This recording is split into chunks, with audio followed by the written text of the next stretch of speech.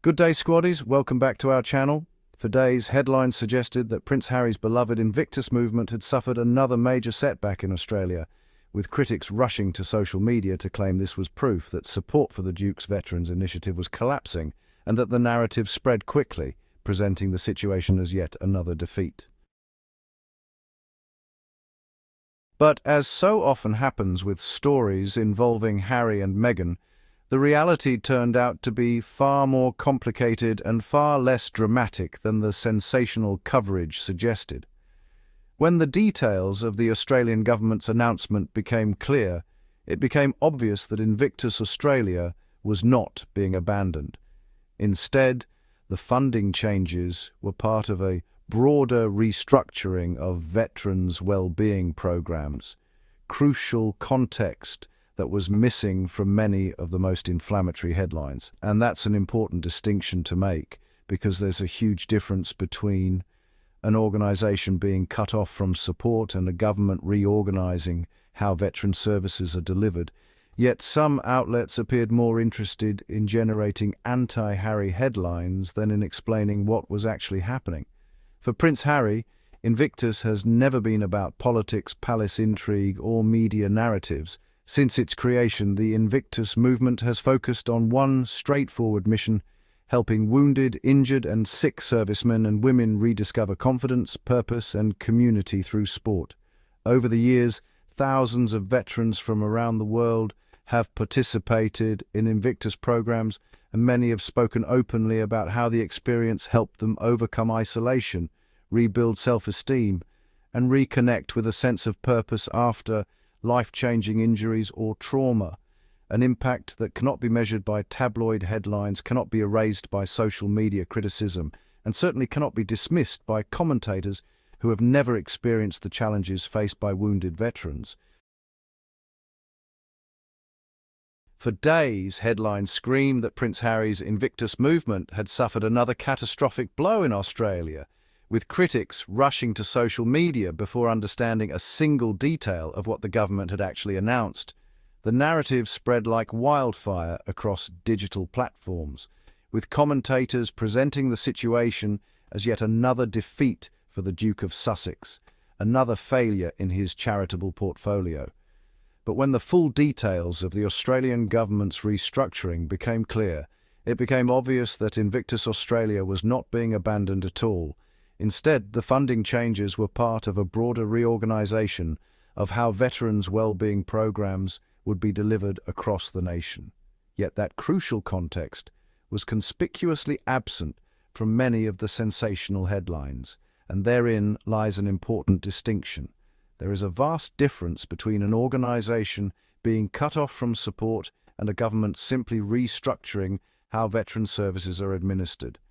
Some outlets, it seemed, were far more interested in generating anti-Harry narratives than in explaining what was actually happening, prioritising drama over accuracy and assumption over investigation. Because the real story, that Invictus would continue its vital work within a newly reorganised system, simply wasn't as compelling to certain media outlets as the false narrative of collapse.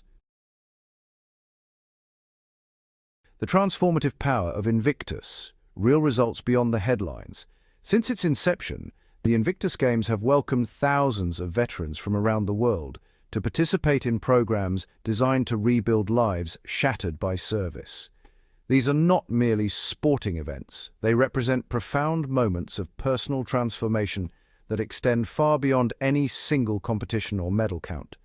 Veterans who have walked through the doors of Invictus speak candidly about overcoming the suffocating weight of isolation, the kind that can follow physical injury or psychological trauma, through sport, through competition, and through the simple act of being surrounded by others who truly understand their struggles.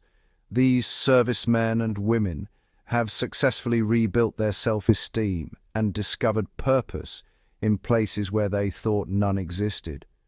The real-world results are impossible to ignore. Individuals who once believed their best days were behind them now stand at finish lines they never imagined crossing. Friendships are forged between veterans across nations, and communities witness firsthand the remarkable resilience of those who refuse to be defined by their injuries. This is the true impact of Invictus, not measured in headlines or social media debates, but in the transformed lives of thousands who have found their way back to hope, confidence, and community. The predictable cycle of premature dismissals. This pattern has become remarkably familiar to observers of media coverage surrounding Prince Harry's initiatives. Critics repeatedly rush to declare failure before the actual facts have been thoroughly reviewed or understood.